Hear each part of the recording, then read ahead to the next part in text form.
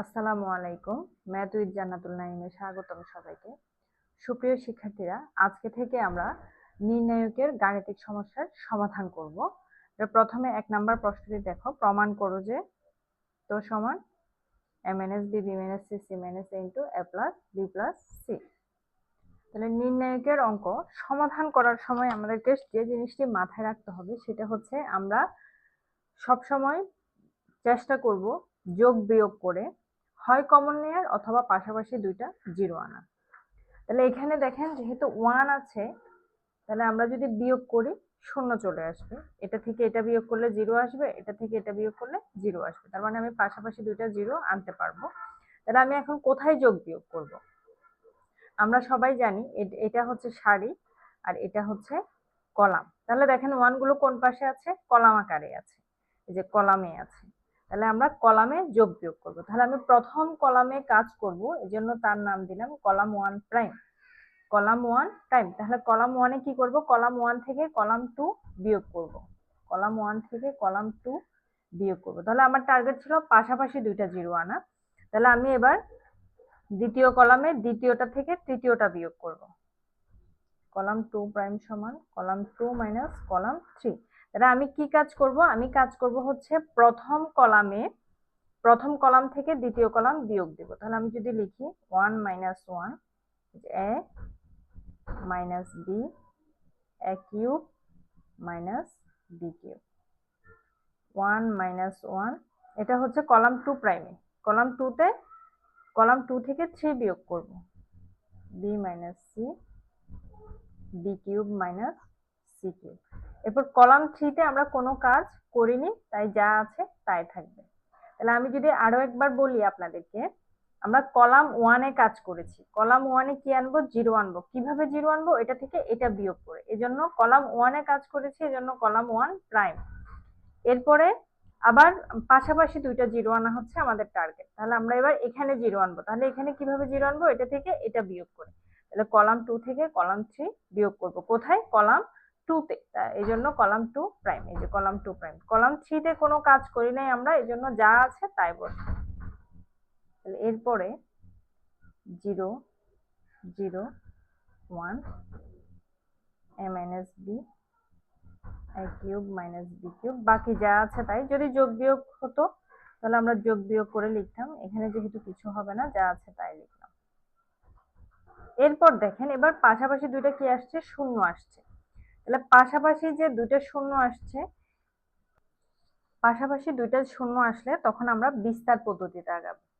বিস্তার পদ্ধতিতে আগানোটা কি বলে? এই যে পাশাপাশি দুইটা শূন্য, এটাকে এই সারি কলামটাকে আপনি দেখেন, এই অংশটুকু আমরা বাদ দিব, এখানের এই পয়েন্টটুকু লিখব।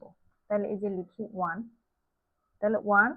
এবার এই যে এটা বাদ দিয়ে কত থাকে? a minus b b minus c a cube minus b cube b cube minus c cube. আমি আপনাকে এই বিস্তার পদ্ধতিটা আরেকটু ক্লিয়ার করি। এখানে পাশাপাশি দুইটা জিরো তো এখানে এসেছে, যদি অন্য কোনো সারি কলামে আসে, যেমন দেখেন এখানে আমি 4টা নির্ণায়ক লিখে নিয়েছি। এটাতে হচ্ছে প্রথম দুইটা ভুক্তি 0 0। দেখেন আমি এখানে লিখেছি এই যে মাঝখানের দুটা, এখানে কিছু লিখলাম না। এরপর এখানে লিখেছি এই কর্নারের দুটা, এখানে মানে পাশাপাশি দুইটা জিরো থাকলে আপনি কি করবেন?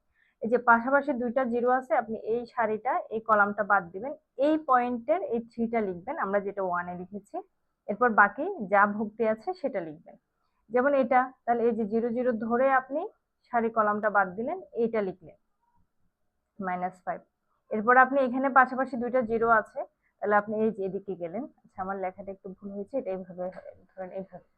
তাহলে এই এই অংশটুকু আপনি এই যে 1টা লিখবেন, এরপর এখানে যা আছে এই দুইটা লিখবেন। আবার এখানে দুইটা জিরো পাশাপাশি লিখেছি, এটাকে ধরলেন, এটা লিখলেন, আর বাকি অংশটুকু বাদ। তাহলে এই পদ্ধতিটাকে বলা হয় বিস্তার পদ্ধতি। তাহলে এই যে বিস্তার পদ্ধতিতে আমরা এটা বাদ দিয়েছি, সারি কলামটা এই 1টা রেখেছি, পাশাপাশি জিরো আনলে আমাদের এটাই হচ্ছে সুবিধা। এবার এখানে আমরা a cube minus b cube b cube minus c কিউবের সূত্র লিখব। তাহলে a cube minus b cube সমান কত? a minus b a square plus ab plus b square, b cube minus c cube সমান b minus c b square plus bc plus c square.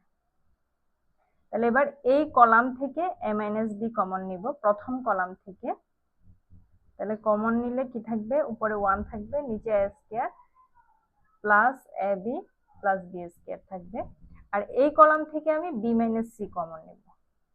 তাহলে B minus c common নিলে এখানে 1, এখানে b square plus bc plus c square. তাহলে আপনি a minus b common নিয়েছেন, b minus c common নিয়েছেন। এবার এখানে কোনো কিছু কমন যায় না, তাহলে আপনি নির্ণায়ক, যেটা নির্ণায়ক পদ্ধতি আপনি জানেন, সেই নির্ণায়ক পদ্ধতিতে সমাধান করবেন। সি স্কয়ার, এই যে এটা গুণ করলাম মাইনাস এটা মাইনাস বি স্কয়ার। তাহলে plus b square minus b square চলে গেল। এবার এখানে আমরা কমন নিয়ে যাই, এভাবে সাজাবো। তাহলে bc minus ab c square minus b minus c. তাহলে আমি যদি কমন নিই, এখান থেকে বি কমন নিলে c minus a c plus a c minus a square minus b square সূত্র করেছি।